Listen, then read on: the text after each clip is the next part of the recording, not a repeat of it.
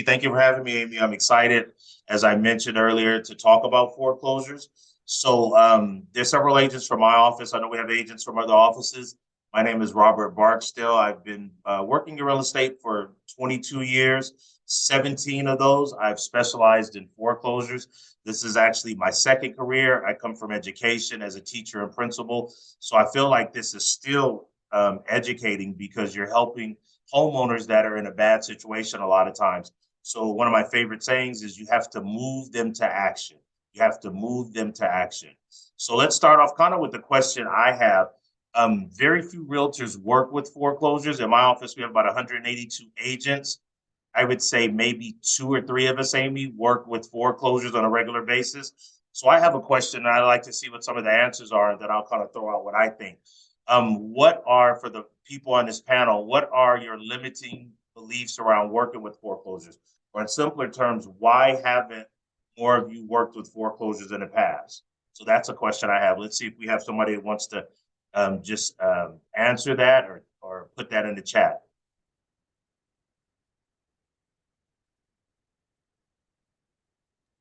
I Any think questions? Go just ahead, because Chris. it's a, yeah, I was gonna say, I think it's just because it's a pain point for people, like, working with expires is a pain. So this Mhm. is a deeper pain, I guess.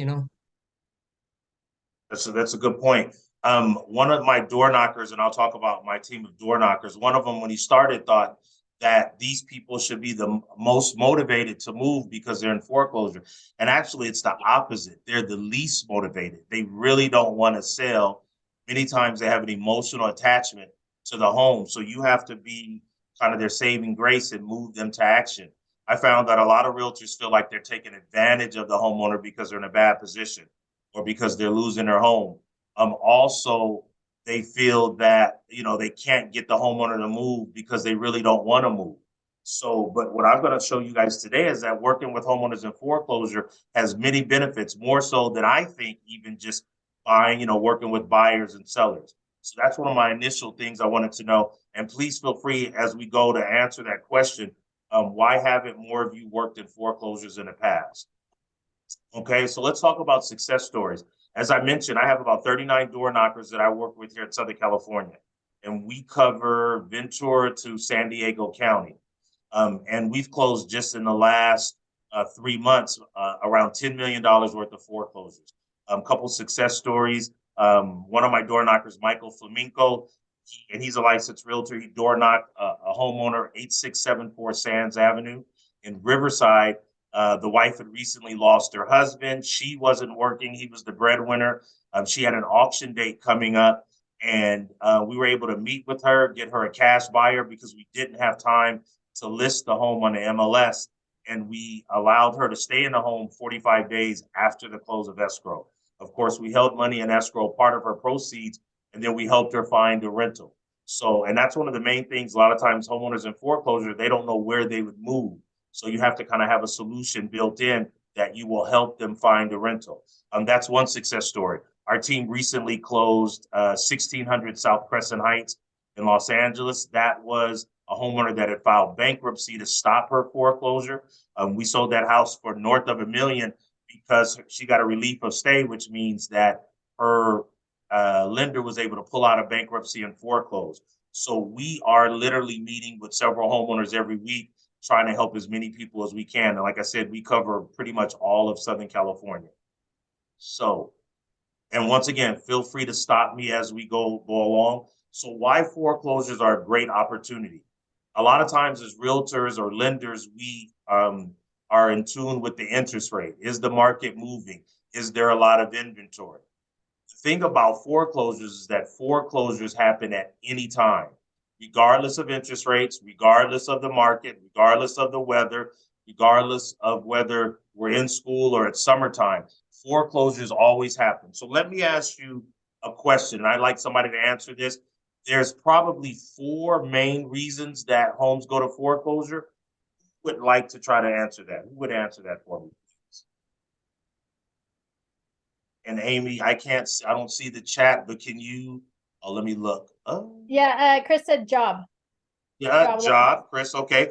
Job loss, definitely. Let me look, lack of experience, okay. All right. Um, The main reason, death in the family. Thank you, Danny. Danny's one of my door knockers, Amy. So he's cheating a little bit because he's heard me say this, but thank you for remembering, Danny.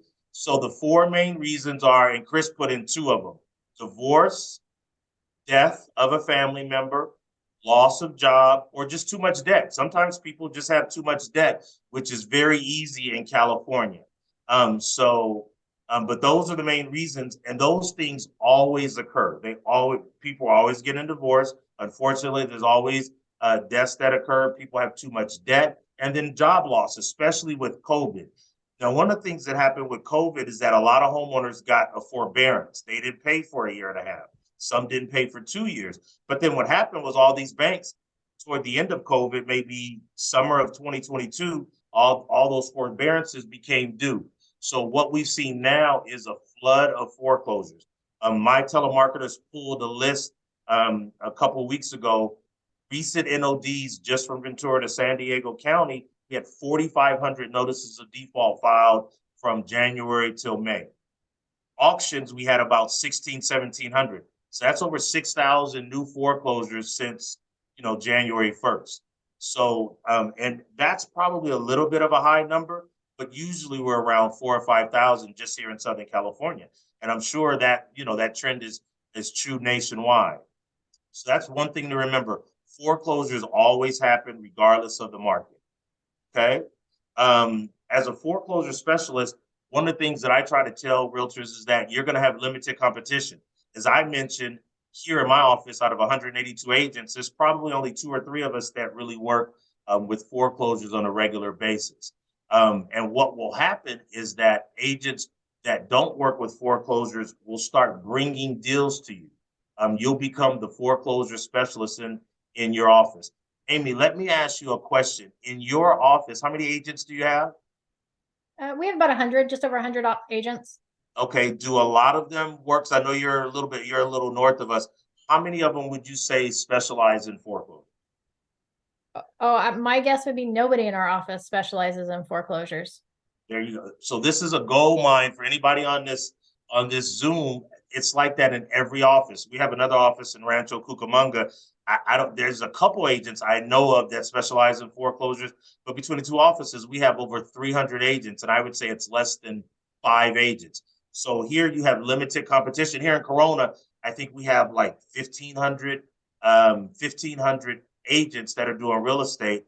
I would say it's probably less than 20 that specialize in foreclosures. So you'll have limited competition. You can become a specialist, and other agents will bring deals to you. That's one of the benefits. I mentioned this, other agents bringing deals to you. Foreclosures, as I mentioned, happen at all times, regardless of the market conditions. And one of the things that's terrific about foreclosures, because due to where the market's been the last couple of years, almost everybody has equity. I have not done a short sale in like 3 years because everybody's equity has increased. And you'll get short sales on occasion. And short sales, I don't know how it is in other states, but we're able to close short sales in about 30 to 35 days. You just have to work with the bank. You have to get the seller to sign what's called a signature authorization. Once you do that, you can talk to the bank, and we're getting short sales done pretty quickly. A lot of times you're able to get the homeowner some money to move, either, from the bank, or you have an investor that'll buy the property and let them rent it back. So I don't shy away from short sales, but we just don't have that many of them here because everybody has equity. Are you seeing that up north as well, Amy? Yeah, I think most of the properties we've seen, most everybody has equity in their property at this point. Minus the tax lien one that I did last year where they were, that was a whole different scenario. Okay, very good. Very good. I can only imagine. Let me say this, depending on the structure of the deal, you have the potential to make more than the average commission. And let me explain.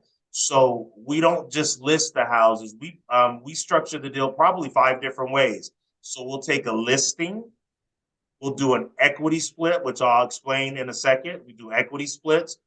We'll give the homeowner cash to walk. You'd be surprised. Some homeowners still just want to walk away from the property. You could structure the deal so that you can pay them and they will sign the home over to you.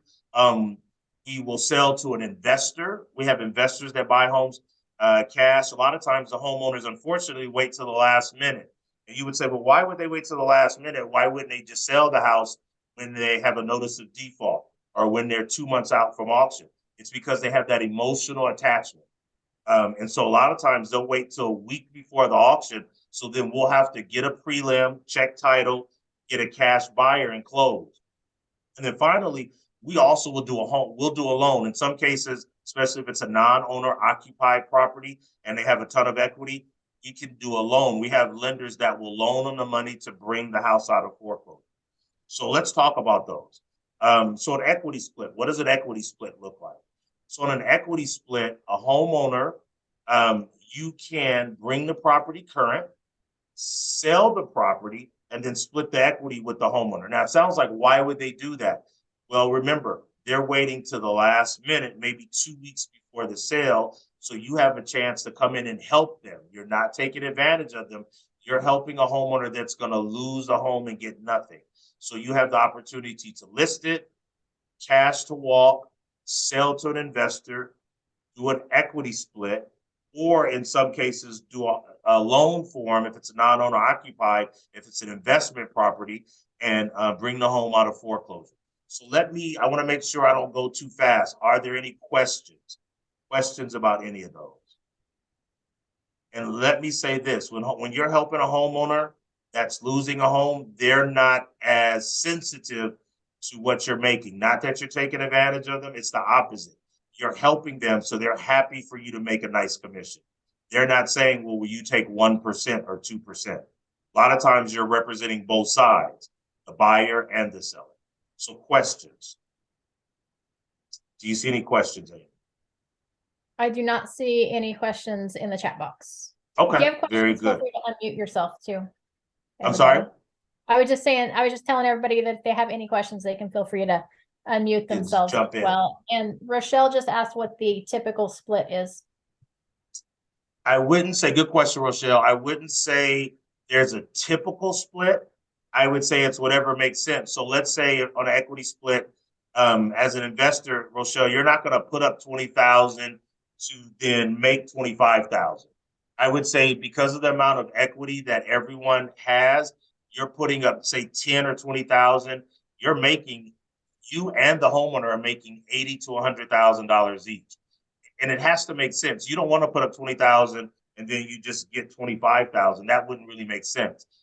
So I would say it's definitely, especially here in California, 60, 80, 100, 120,000. I mean, we sell homes all the time, Rochelle, where the homeowner, it may be a house in, say, Riverside, and they owe 320 and the house is worth 750. So imagine the equity split on that. And I also say this, when I sell a home, Rochelle, especially if we have an auction date, we don't list the home where it's going to sit on the market. I call it my 3-day price. What price is it going to take to get this home sold in a couple of days? Because almost everyone has equity, if it's worth, say, 750, you can list that house at 680, 690, 700 and get a buyer right away, or sell to an investor and get it sold in 5 days. So I would say it's whatever makes sense, but definitely, I mean, there's so much equity. We're doing equity splits where everybody's making 100,000 each. Okay.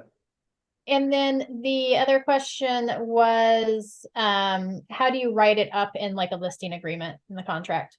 That's a great question. So I have a separate contract that I'd be happy to share. It's the one you use with an equity split. You get that notarized and then you supply that, or you give that to your escrow officer. Your escrow writes up in the escrow instructions that the equity is to be split 50-50 between Rochelle and Mr. and Mrs. Jones.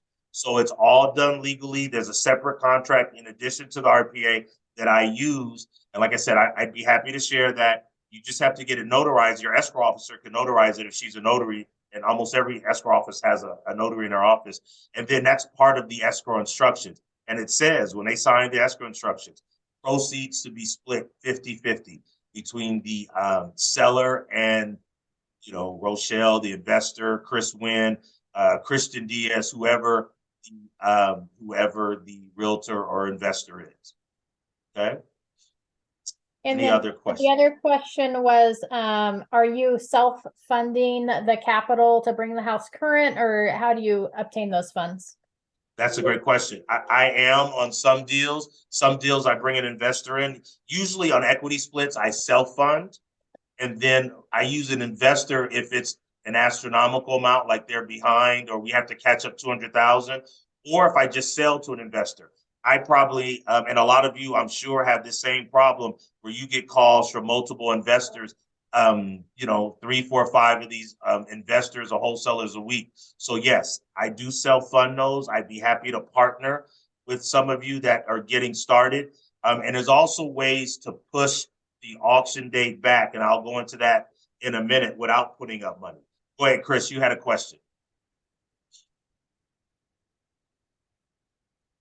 Oh, you got to unmute, Chris. Sorry, man. Okay, so the situation to use the equity split is when time is like they have like a week or a few days left on there. They just delay so much time that this is one strategy to use, right? 100%. And let me go Okay. into a little more detail.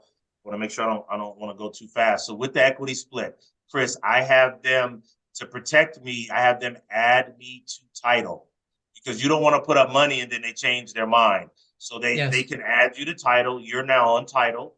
Put up the money to bring it current. You have to talk to the bank. So one of the things you have to do is get them to sign a signature authorization so you can call the bank, find and get what's called a reinstatement amount. That reinstatement amount would be good, say, through June 30th. And it'll tell you to the penny, they're behind $21,350.82.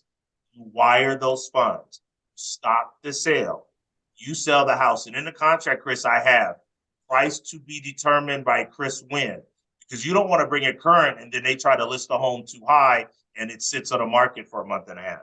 So it's very specific, and I'll go over that with anyone who wants me to go over that with them. You determine the price because they've waited to the last minute. So once you bring it current, you sell the home, you split the equity, and everything is done legally.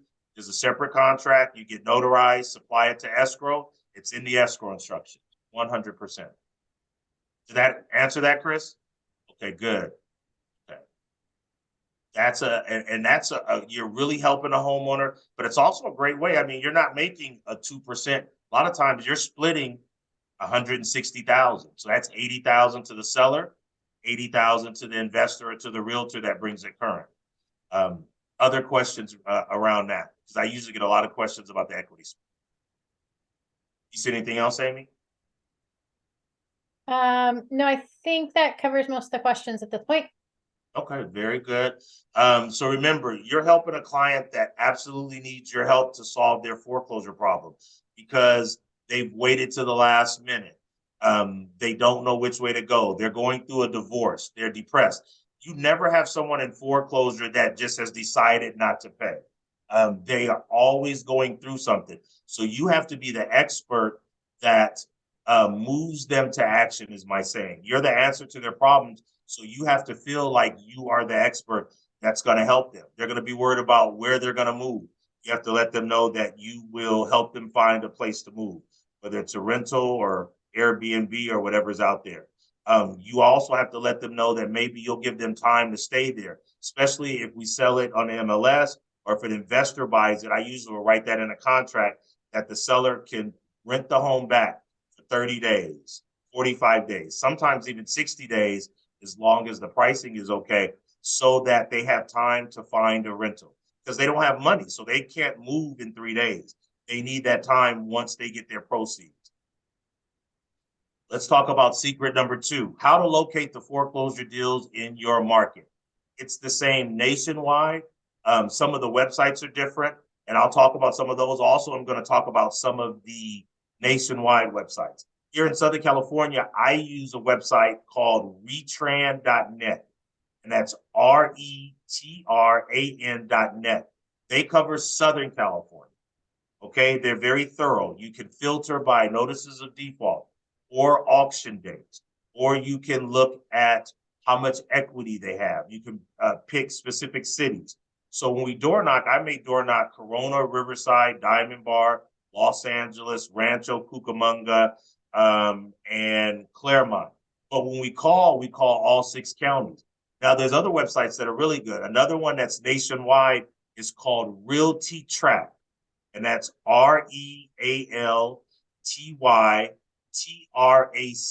Realty Track. They're nationwide. My sisters are door knocking in Boston. It covers the entire country. It's pretty affordable. I believe it's about $35 a month, maybe 40. And you can pull notices of default. You can pull properties that have auction. It tells you how much equity there is. It also will give you bank-owned properties. So Realty Track is good, and it's nationwide. So no matter where you are. Go ahead. I'm sorry. Is that a question or is that just background? I think it's just some background noise. Background, okay. Okay. There was one question though, since you paused. It was the equity split process usually happens once the foreclosure date's coming up, right? That's kind of more of a last minute deal. That's a great question. Yes. Usually when they have an auction date and they're within maybe 1 to 3 weeks from the auction date. Now, I have done equity splits when they have a little more time, but usually it's when they're within 3 weeks of the actual auction date and they know they don't have time to list the house. Okay. So that's a really good question. Another place that you can find notices of default and trustee sales are your title companies. I use Chicago Title. I'm sure every title company, I know Pacific Coast, I know lawyers, they all provide notices of default and auction properties that are going to auction. They also will provide, the homeowner's name and phone numbers. So that's really good. So if you don't want to pay for one of the websites, you can use the title companies. Now, what I found, because I started off using the title companies, is their records are not as accurate. And it's kind of like you get what you pay for. The title companies will pull the records, but they do not tell you when a notice of default has been rescinded or cured, when they brought it current. It does not tell you when an auction has been canceled. And they get canceled because the homeowner gets a modification. They bring it current at the last minute. They sell the property. Sometimes they'll file bankruptcy, and so the date gets pushed back for years. So title companies will give you free records. I would say start with that. I started with that. And then once I started closing deals and I realized their records were not as accurate, I started paying for the websites. So I would say start with them, see how it works. Some title companies will send you leads through the websites. I know Pacific Coast sends leads from Retran. They're sending the leads to the same people, to different people. So it's like you're getting all the same leads, but it's still, they send them free. I mentioned before, other agents will bring you deals. Just by me doing trainings or talking to agents in my office, I have agents that bring me foreclosure deals all the time. Amy mentioned out of I think she said 100 agents in her office, none of them specialize in foreclosures. So if you have agents in your office, I hope they start, the ones on this Zoom start specializing in foreclosures, because it's an untapped market up there. In your office alone, there's no one doing it. It's the same thing here with 182 agents. Also, you need to talk to your sphere, whether it is, your friends and family, also your farm. I think one of the people on this chat said, I think her name was Nicole. She said that there are foreclosures in her farm. You need to be knocking on those doors. A lot of times you can tell they're foreclosures because the houses are the worst looking house on the block. Now, sometimes foreclosures, you can't tell because the homes are immaculate. You'd be surprised how many homeowners will pay the gardener, pay the pool man, make sure the flowers are blooming, and they're not paying their mortgage. So sometimes you can't tell, but a lot of times you can tell. And what I do when I'm door knocking foreclosures, if I'm driving a neighborhood and I see a house that looks run down, I always get out. I go walk up, knock on the door, ask the homeowner if they're willing, if they're, I have a cash buyer, are they thinking about selling? We can purchase their home and let them stay there for a while. A lot of times the homes are vacant. When the homes are vacant, I teach my door knockers to talk to the neighbors. Knock on the door on the left, the right, across the street until you get a good answer of what's going on with that property. You'd be surprised how much the neighbors know. Oh, she moved in, Mrs. Jones moved in with her son. Her son lives in San Diego. I think I have his number. There you go. Get that phone number, call that son, see what his plan is for that house. You'd be surprised how many homeowners have homes sitting there for various reasons, whether it's a death, they're older, they're in a nursing home, all types of reasons.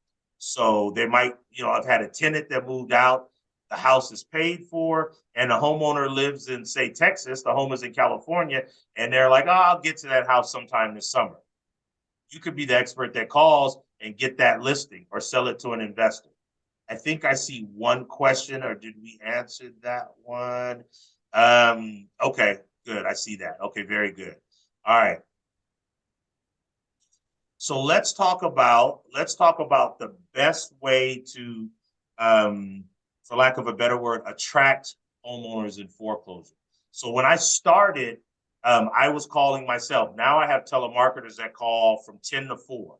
But when I started, I was calling myself. Not the most exciting thing to do, but it's necessary, especially when you're getting started, because you're going to get used to the opposition they give you over the phone. So I was calling for 3 hours a day, whether it's morning, afternoon, or evening. There really isn't a difference, because a lot of people are home during the day because they're not working, or they work a swing shift. So you need to call, you need to door knock your area, and you need to mail to homeowners that are in foreclosure. Here in our office, we have a bulk mail stamp. So we're able to mail for about 32, 33 cents, which is a lot cheaper than, what stamps cost. You just have to mail at least 200 at a time. We usually mail about 1,500 to 2,000. So you want to call, door knock, and mail. It's just like real estate. You call past clients, you door knock a farm, and you mail. All of them work. The least effective, I would probably say, is mailing, but if you mail 2,000 postcards or letters, you're going to get some response. If you door knock, and our formula is to door knock at least 25 homeowners a week. That's the magic number. Not 10, not 15, a minimum of 25. Because that gets you to 100 homeowners a month, which almost guarantees you're going to have probably 4 or 5 appointments. A lot of those are repeat homeowners that you've gone to the house 2 or 3 times. And so you can count that in your 25. But calling, door knocking, mailing, and now one of the things I'm doing is digital mail. So I just started paying for Google and Facebook ads, complete game changer. I started paying a week ago. I've gotten like 6, 7 leads in 1 week. Now it's a little costly because you're competing against other people. It's, the pay-per-click, and they might charge $30, $40, $50 a lead, but the leads are good. So I have them going to my website and they can request a guide that says how to stop a foreclosure, how to work with a distressed property. And if they go to the website and request that guide, they have to put in their information, their phone number and email. Out of the 7, I've only gotten 1 person with a bad phone number. The other 6, they put in their correct phone number. So calling, door knocking, mailing, and digital advertising. Now, you can be successful if you just do one, but I would say doing all of them is the key. So let me stop right there because I see a couple questions. So one of the questions is, what do you mail? That's a good question. I have a postcard I mail that I have a couple different postcards, and I have solutions on the postcard. We can bring your home out of foreclosure. We can do a loan. We can do a refinance. We can sell your home cash at the highest possible price. Or I have on another postcard, we can save your equity. We can help you stop the foreclosure, because ultimately that's what they want to do. So I use a couple different postcards, and then when someone calls, I always ask them, which postcard did you get? Because I want to know which ones are working. And then I tweak the postcard. Some of the people on my team mail a handwritten letter, or they might write 200 letters, or they might write out one so you can tell it's handwritten, but then they copy it and they'll say something like, my name is Chris Wynn. I specialize in helping homeowners in foreclosure. I can help you save your equity. There are many options so you don't lose your home. Short and sweet, because they're getting probably, 10, 15 letters or mailers a month. So you want to have something that stands out. I mail a postcard so they don't have to open a letter. Some people mail those red envelopes because that's supposed to be good luck. I don't know if there's any perfect solution. You just need to mail to enough homeowners to get enough of them to open your mail. Another question, I like this. Paula had a question. How do you get their phone numbers to call them? Great question.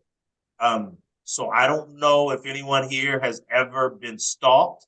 Hopefully not. And hopefully no one here has ever stalked anyone. You're going to feel like you're stalking somebody because you need to do research to get their phone numbers. A lot of the phone numbers on Retran are old or disconnected because the homeowners are getting a lot of phone calls, so they don't even answer their phone, or they've changed their line. A really good website is Spokeo, SPOKEO.com. Spokeo costs probably $25 a month, but it gives you all of the, it gives you more accurate phone numbers. So if I look up somebody named Mike Rosenthal, it'll give me his phone numbers, his spouses, his adult children, his siblings, his ex-wife sometimes. It'll give you their phone numbers, and then you have to call them and say, hey, my name is, Chris, I'm trying to reach Mr. Rosenthal. I want to help him with his home. Do you have a correct number on him? Spokeo is a good website. Tilo is another one. There's something, White Pages. There's a couple that are free. Spokeo you pay for, but once again, you get what you pay for. They're a little bit more accurate. So that's a good question. LexisNexis is another one. They're pretty accurate as well. It's a little more pricey, but they're good. Amy asked, did you mention what your conversion rate was on mailings? So if I mail out, let's say I mail out 1,500 mailers. One mailing, I'll get 2 or 3 calls. Another mailing, I'll get 6 or 7 calls. Here's the thing, with the bulk mail stamp, every 1,000 costs me about $335. So if I mail out 2,000, it's costing me about $670. Let's say $670. One mailing, I won't get a deal. Then the next mailing, I'll get a deal and make $30,000. It almost pays for 6 to 9 months of mailers. The key is being consistent and not giving up, because you're going to mail out 1,500 and get 3 calls. But then the next time you're going to get 6 calls and you might get 2 deals. The key is consistency and having something in your mailer that is going to get them to call. And a bulk mail also. So I don't know if your offices have a bulk mail stamp. We've had one here for a while. So we utilize the bulk mail stamp. Whoever signs up, they pay part of the yearly fee. And then as they mail, they just pay for their own mailers. Okay. So we talked about calling, door knocking, mailing, as well as digital mail, which I think is a game changer. So you have to let them know that you're sincere about helping them, and you have to stand out from the competition. So I would say a couple of years ago when I was doing this, because remember, I started doing this 2006. So from 2006 up to maybe 2 or 3 years ago, I'd go to a house and they'd say, 8 people came by, 10 people came by. And I would say, well, how many people came by twice? And they would say, you and one other guy. Well, how many people came by 4 times? And they would say, you. And they were talking about me. What are you going to do to stand out from the competition? Now, when I go to a house, because here in Southern California, a lot of the quote unquote regular real estate has slowed down, where, it's hard to get buyers into escrow because there's limited inventory, the rates are high, or it's hard to get a listing, people aren't selling. So now there's 20, 25 people going to each house. I'm finding out, because I'll ask, hey, how many people have come by here? They'll say 20. So what are you going to do to stand out? How are you going to let them know that you are there to help them? It's kind of like sports. You have to box everybody out to get the rebound. So what are you going to do to stand out? So let's talk about the tips to navigate the different types of foreclosure. There are several types of foreclosures that we work with. So we obviously work with notices of default. Let me answer this question really quickly. Do you use a mailing company? Yes, I do. The mailing company's name is Robert Barksdale and Friends. So what I do, Duncan, is along with my family, my son, anybody I can grab to help me, we ordered the labels from my title company. So I'll order 2,000 labels, and I get the labels within a couple of days. I just sit in front of the TV and I label the postcards. My son or my daughter will help me put the labels on. I'll bribe them, and then I just take them to the post office. You know, you could do 100 postcards, you know, because the labels are right there on a sheet that holds 30. You could do probably 100 in a couple minutes. So maybe do 400 a day and knock out 2,000 in, 5 to 7 days. If you have help, you can do it in a shorter time. You can pay people to do it, but then your costs go up. So all I do, I just label the postcards that I've made, and I take them to the post office. Okay. Hopefully I answered that question. Quick question on bankruptcy. If a client wants to file bankruptcy instead, does it tend to favor the client more or less in terms of equity? It doesn't favor the client in terms of equity. It does favor them in terms of time. Bankruptcy, that's a great question, Rebecca. Bankruptcy does not stop a foreclosure. It does delay, because what happens is once you file bankruptcy, then the bank will keep pushing the auction date back every month, because they want to see if you're going to make that payment to the trustee. But what happens, Rebecca, is a lot of people that file bankruptcy are habitually bad with money. Because they're bad with money, what happens is after a couple months, they miss a payment to the trustee. And because the bank keeps an active auction date every month, they still get foreclosed on.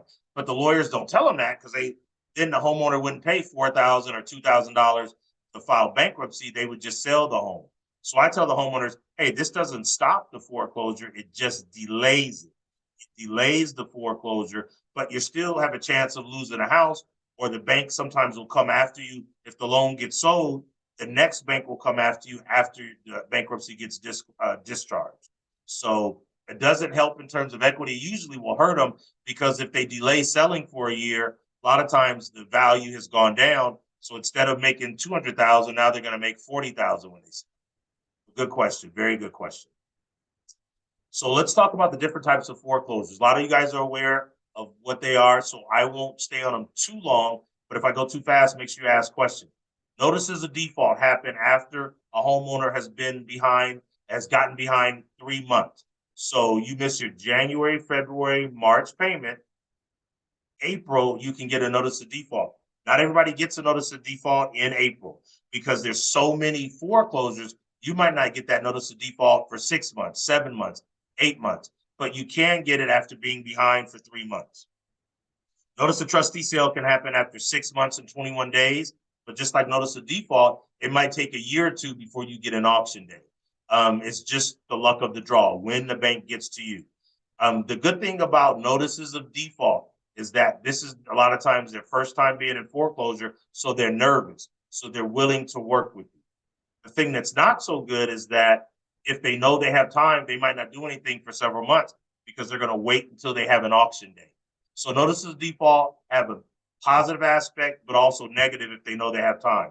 Trustee sales are great because the homeowner has an auction date. They know they have to do something, but they're not always good, because if they know that they can push the date back by filing bankruptcy, by repeatedly filing for a modification, or by getting an attorney and filing a restraining order, some homeowners learn how to push the date back, and they'll push the date back for 2 or 3 years. I tend to stay away from those people, because they're less likely to do something because they think they're an expert. Okay. Last thing I want to talk about is surplus overbid. Has anyone ever heard of surplus overbid? And if you have, can you please share? Danny, have you heard of surplus overbid, or anyone else on here? Rose, who's heard of surplus overbid? If anyone wants to jump in, I'll look at the chat. Hi, Okay, Robert. Danny. Yes, I know about it. I'm sorry? Yeah, I know about it. It's when people had already their house foreclosed, and let's say that the house is worth $1 million and they had a loan for 400,000. The surplus is gonna be 600. Exactly. Awesome. I think that's Edith Molina. Is that Edith's voice? Yes, Robert. Okay, great job, Edith. So surplus overbid, just like she said, is when a homeowner loses a house and there was equity. The house sold for 400, they owed 400, house sold for $1 million. They're entitled to that 600,000. No one ever used to get that money But what happened was a lot of attorneys found out that that the homeowners were entitled to that money. So now when the homeowner loses a house, you're going to have attorneys and other investors calling you right away to help you get that surplus. So if that homeowner, Edith, was entitled to $600,000, the only thing that will stop them from getting that money is if there are other liens on title. So any other liens have to get paid. And what you'll find out is that about 70% of homeowners that are in foreclosure have other liens on title. There may be a state tax lien, an IRS lien. Maybe there's a judgment. So all of those get paid. But what happens with the surplus overbid, literally, Edith, all you have to do is contact the trustee, and then you ask for the claim form. The claim form is literally a one-page form that you just put their information on, get notarized with a copy of their driver's license, and then you just send that to the trustee and you wait on your money. Now, what happens is these attorneys charge a fee of, say, 20%, 25%, 33%. So, Edith, if you were helping somebody, because you can do it as well, but I'll tell you the downfall. If you were helping somebody, Edith, then you charge them 33%, and they're entitled to $600,000. That's $200,000 you're going to get for literally calling a trustee, filling out a one-page paper with their information, where they've lived, their social security number, copy of their driver's license, get it notarized, send it back to the trustee, and wait on your money. That's all the attorneys do. It takes about 6 to 10 weeks to get the money, especially now, because in California, they allow a second bidder to overbid within the first 45 days. But that's all you have to do. Now, the bad thing is, Edith, if you help, say you help David Lizarraga get his $600,000, they are going to send the check for $600,000 in his name. Well, guess what? Good luck getting your $200,000 from that homeowner that was in foreclosure. So attorneys have an advantage because they can have the money sent to their trust accounts. They take out their portion, and then they would give Danny his $400,000. So surplus overbid is great, but you have to establish a relationship where you can trust them. And more importantly, I would say utilize an attorney. Pay an attorney a fee to have the money sent to them. They're going to charge you, but then at least you know you're going to get paid. So that surplus overbid, it's untapped. Now more attorneys are doing it, but it's a way for you to help the homeowner that's already lost the home. This is after they lose the home. Okay. Joseph had a question. He said, and thank you for that, Joseph, any lead source that can identify 2 consecutive lates on a mortgage that we can reach out to our homeowners before the NOD filing? I believe Retran does. Retran will list delinquencies when it's just late.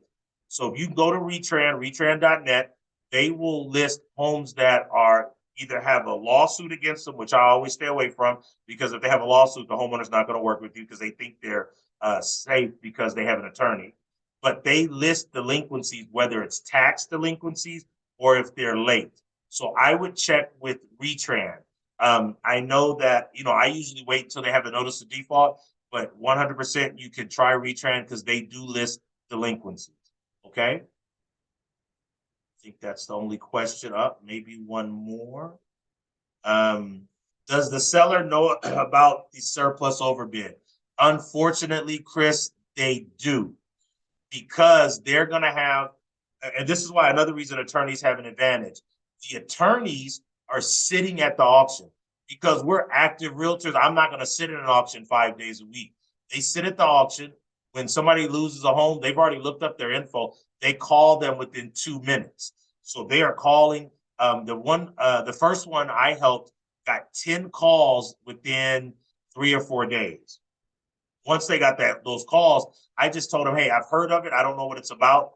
Bring that information to me and I will research it. And then I just called the attorneys and said, hey, what is this surplus overbid? What do you do? And then honestly, I just did it. It's that simple. Like I explained it. You just call the trustee, ask for the claim form, get it notarized, fill it out, send it back, and wait 6 to 10 weeks on the money. It's that easy. Go ahead, Chris. Yeah, sorry. But doesn't the owner know that they can do this on their own too, or they cannot do it on their owner? or they have no clue? 90% have zero clue. 95% have zero clue. But what happens is within the first week, they're going to get contacted by 5 or 10 attorneys that are investors that do this. They're going to mail to them, they're going to call them, and they're also going to knock on their door. So once again, the attorneys have an advantage because they can have the money sent directly to them. So it's a fine line. You know, I don't know if you really want to spend 10 weeks working with somebody, and then even though it's not a lot of work, then you think you're going to get paid, the check comes in their name, and they stop answering their phone. So that's a risk you take unless you work with an attorney and you have the attorney have the money sent to them. Right. Okay. Another question from Rochelle: are we educating a homeowner about surplus overbid, and would the bank would that stop the bank from relisting? No, it has nothing to do with the bank. If the bank forecloses or if a third party buys it, they're still going to relist the home, ask the homeowner to move. A lot of times the homeowner's already moved, and you're helping them after they've already moved into another property, because it takes at least 6 weeks, usually 8 to 10 weeks. So you do want to educate them after they've lost the home, but keep in mind, there's probably 8 or 9 other people that are, talking to them as well. Then it's going to come down to who gives them the best price. Would you do it for 10%, 15%, as opposed to 25 or 30%? And then it says, or the investor who bought at the auction no, it does not stop anybody from relisting. It's 2 totally separate things. The investor that buys it doesn't care at all about if they get their surplus overbid. All they care about is if the numbers work for them. Okay, I think I answered all those questions. So how is the foreclosure process different from regular transactions? A lot of times you have a deadline. You can't just list the house and wait for it to sell, and you have to work with the bank a lot of the time. And then finally, probably the number one way it's different is you're dealing with a homeowner that's going through some traumatic life experience, like a death or a divorce or loss of a job they had for 30 years. So you have to be willing to move them to action and get them out of the situation they're in. So that's the key. And also, like I said, working with the bank. What's the mindset of the homeowner? They're embarrassed, they're scared, they're reluctant, they don't know where they're going to move.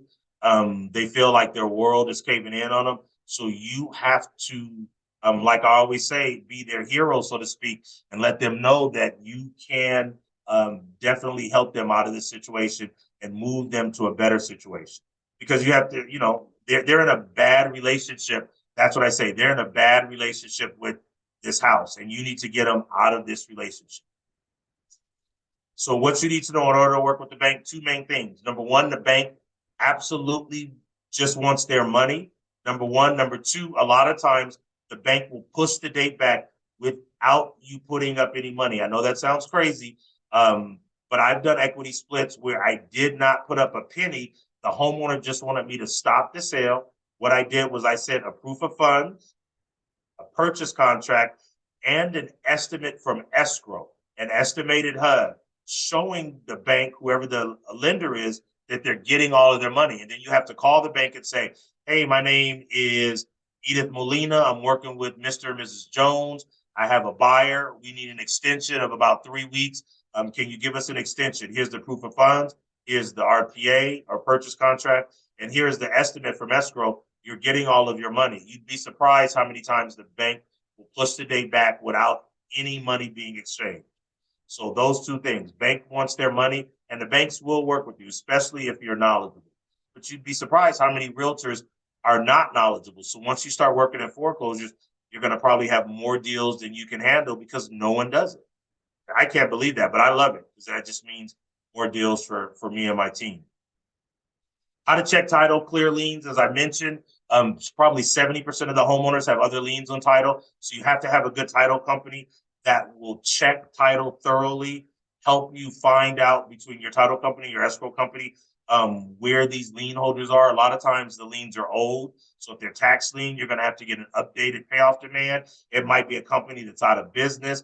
You're going to have to get that lien reconveyed or find out who has purchased that debt. So you have to have a good title company that will help you, and also a good escrow officer.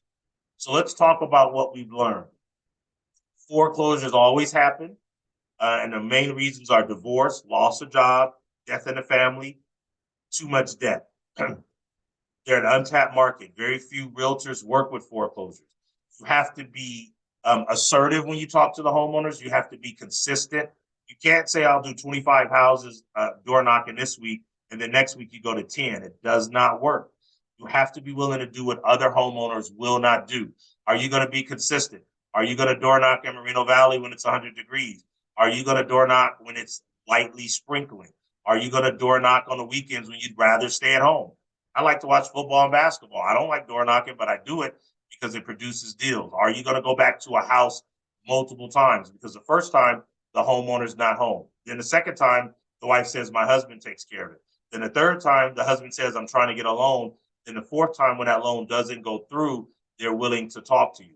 Most realtors or people that work with foreclosures go one time. Are you willing to go multiple times? That's what it takes. Are you willing to do what other people won't do so you get the success that other people won't get? So that is, those are some of the key points. It's an untapped market. You're helping a homeowner that needs your help. So last couple things, and then I'll answer any questions. We've kind of talked about what we've learned so far. Talked about why foreclosures are a great opportunity, untapped, helping a homeowner. There's 5 or 6 ways to structure the deal. You're not just listing a house or working with that buyer that you have to take around. I don't know, Amy, if they've ever had this experience. I've had buyers that have show property for 6 months off and on to make one check. You know, I mean, I did it, especially the last one, because it was a relative and I needed to get him in a good neighborhood. So I did it for him. But I tend to stay away from, me personally at 55, buyers that I have to work with for 6 months. It's not productive for me. Not when there's foreclosures where they have to do something every month. They have to do something. They're either going to list with you, list with somebody else, file bankruptcy, get a modification, get a last minute loan, or do nothing and lose their house. So that's the difference. We talked about how to structure the deals and how you have to work with the consumers to get them to move to action. We've talked about the different types of foreclosure, whether it's an NOD, an auction, or a surplus overbid. All of them are good. All of them have drawbacks. You just have to be thick-skinned. So I have every confidence that everybody on this Zoom, and I don't know how many people we had, but everybody on the Zoom is more than capable of working with homeowners in foreclosure. I have people on my team that door knock, Amy, that don't have licenses. One of the people, Danny, he answered one of the questions. He's just starting in real estate. He actually has an appointment. He's had several appointments. He has an appointment tomorrow, I believe. Yeah, we have an appointment tomorrow with the homeowner in, I think, Riverside. So you don't need a license. Obviously, if you have a license, you can list the home once you get it. But a lot of people that work with foreclosures don't have licenses. They just want to get started in real estate and they don't know where to start. So let me see if they have any questions, and I'll just wrap up with one final thing. So Bradley said, what is your best suggestion to finding and working with investors, especially as a newer agent? Guaranteed, I would say once you start getting deals, you're going to have 5 to 7 investors email you because they're going to see if you put it on MLS. If you sell it off market, the word's going to get around. I would talk to the experienced agents in your office or ask your broker or branch manager, hey, who works with investors? And then go to that person and see if they have an investor that would want to partner. So that way you could maybe represent the seller, they could represent the buyer. I would also, if you ever get to a point where you don't have an investor, I probably have 5 that I use on a regular basis and another 10 or 15 that I just have not done any deals with because my 5 go-to people are very good. So if you get stuck, Bradley, call or email me. I will leave my info. I don't know, Amy, is my info on here or do I need to put it in the chat? Your info is not in here. You would need to put it into the chat and then we can, when you send me over the contract for the split equity, I can send out your contact information as well with that to everybody and the link to the training. Okay, thank you. If there's anyone that would like to partner, and I'll answer Chris's question. Well, go ahead, Chris. You go first. You got to unmute though, Sorry. Chris. All right, 2 questions, man. The first one is if you to call like an NOD, for example, right? How would you approach it? And my second question is, what does your schedule looks like? Because I know that with door knocking, you target expire in one neighborhood, but with NODs or foreclosure, I mean, it could be different. You'd be driving all over the place. So my question is, yeah, how do you approach on a call, and how do you set your schedule today?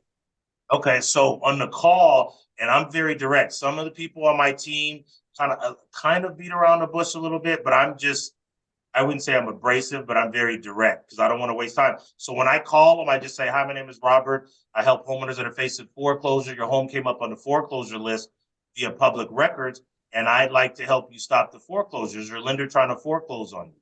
And I just want to start a conversation. Now, I kind of went fast, Amy, but I do have the script. So don't worry, I'll send that along with the equity split. So I have a script I have a script on the phone, Chris. I have a script if I'm leaving a message. It's a little bit different from if they pick up. And then I have a script at the door. And at the door, it's just, hi, Mr. Wynn, my name is Robert. I help homeowners that are facing foreclosure. I'd like to help you stop the foreclosure on your home. I get that whole spill out, Chris, before they can get their lie out. And their lie is, I'm the tenant. Or, well, I'm just visiting. Or my wife takes care of everything. And actually, Chris, they're not even married, but they're just saying that. Or I already have it figured out. When they say that, I say, oh, good for you, Mr. Wynn. What'd you do to figure it out? So I'm very direct. So I do have the script for all three. I'm happy to share. I'll send that to Amy along with the equity split. So that's my approach, and I'll give that to you. My schedule looks like this, Chris. I still door knock 5 days a week. I door knock sometimes in the morning, 10 to 12, sometimes 2 to 4, but I usually will door knock 4 to 6, especially this time of year because it doesn't get dark till 8:15. I don't like to door knock when it's dark. Sometimes the homes are sketchy. I just don't want to do it. People don't want to open the door when it's dark. It is what it is. But I usually work my deals all day, deals in process. My telemarketers are calling 10 to 1 and 1 to 4. So I'm working my deals. And I may go door knock, and I give my door knockers a sample schedule. Here's a schedule. Very easy. You can door knock, say, Monday, Wednesday, and Thursday from 4 to 5:30, 4 to 6. And then maybe Saturday from 10 to 12. That way you could do 6 or 7 houses every day to get to 25 homeowners. Okay? Because that's the key. 25 homeowners a week equals 100 a month. And it's very easy. But I'm surprised at how many door knockers or people only do 10 a week. And it's because they're not organized. And I'm just being direct, so forgive me. But they're not organized because, Chris, when I door knock, I'll do Corona one day. So I can get to 6 houses. Like today, I'm doing Corona, Norco, and Mariloma. But they're all right off the 15 freeway. Tomorrow, I'm doing Riverside. Saturday, I'm doing Ontario, Montclair, Claremont, Pomona. Those cities are all off the 10 freeway. So I always group them so that I can get to 6 or 7 houses in about an hour and a half. So you do that maybe Monday, Wednesday, Thursday, and then maybe do a weekend because Saturdays and Sundays are great. People are home, especially before maybe 2 or 3 o'clock. By then they're at the mall, barbecue, Little League, whatever. So I door knock usually one day on the weekend in the morning, and then 3 days during the week. So that's what my schedule looks like. And then after 6, I can go back and make any calls on my deals that are already in process. Did that answer that, Chris? Yes, sir. It's just about being organized. So you have to schedule it.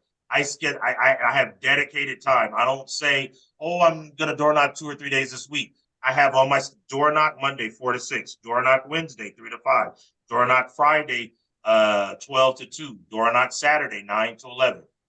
And I don't let anything interfere. So I get to my 25 a week. That's what I coach my door knockers on. Let's see. Couple questions. Amy, do I have time to answer those questions? Yeah, absolutely. Yeah, Great. take all the time you want. Okay, so okay, so I answered Bradley's question about new investor. Yep, I like that. Get the deal, the investors will come. Absolutely.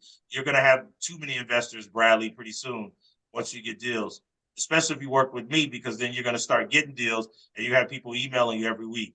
Laura Vasquez, who's on my team, said, Robert, when you get a deal and you pass it over to an investor, you put that on a regular contract? Absolutely. That's a great question. So what I do, Laura, is if I have a cash investor buying the home, A lot of times the investor will pay me a fee to find them the home. So I may put, and I'll put that on a regular RPA.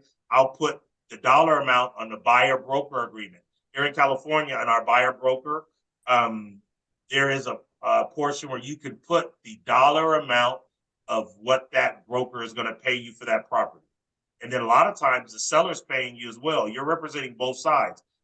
The buyer, the investor, Laura, may pay you $20,000 or $30,000. Then the seller may pay you 3% on $500,000. So you're making 30 from the buyer and 15 from the seller. So 45,000, and it's all on the contract. It's all done through escrow. So hopefully I answered Laura's question. And Laura and I have done deals together. She's one of my better door knockers. Rochelle said, are you saying that the script to whoever answers the door? 100%. Whether, I love that question, whether it's the owner or not. I am, Rochelle, because I don't have time to ask them, hey, are you Miss Young? Because then they're going to say no. You're opening the door for them to say no. So I just assume they are because, Rochelle, either they're the homeowner, they're the spouse of the homeowner, they are family member, they're the tenant, or they're the friend of the homeowner. I used to worry about giving that information to someone they don't want to know. I don't have time to worry about that. I'm going to 25 houses a week, 100 a month. I just say it. If they get mad, oh well. They shouldn't be in foreclosure. It's not my fault. I'm just trying to help them. So I very rarely have somebody get mad because I said that at the door.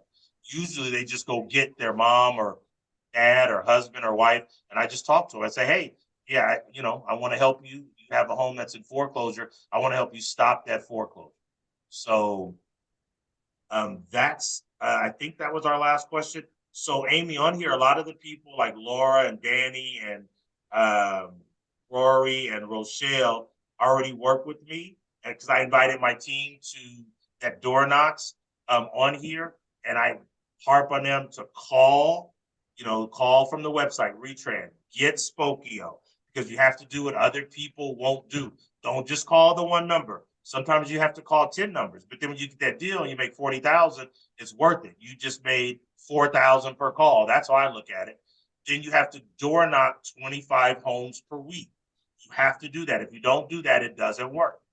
And then you have to start doing, I would say start doing digital ads. That's the next step. But if anyone on here would like to partner, I'm already going to send the equity split contract to Amy, along with my contact info, my phone number, and my email. I'm going to send the script at the door, the script at the on the phone, and the script when you're leaving a message. If they don't pick up, you can use mine. Maybe you'll take it and make it better and send it back to me. There's so many foreclosures out there. I mean, if I don't get them, hopefully one of you guys will. So if anybody would like to partner, please, please, please email me. I have people that door knock in Las Vegas, in Hawaii. My sisters are doing it in Boston. I'd love to get some people in Northern California or other states. I have someone that I just closed a deal in Arizona with some realtors from EXP. So, and we just partner and do a referral. I'll work the deal. You bring it to me.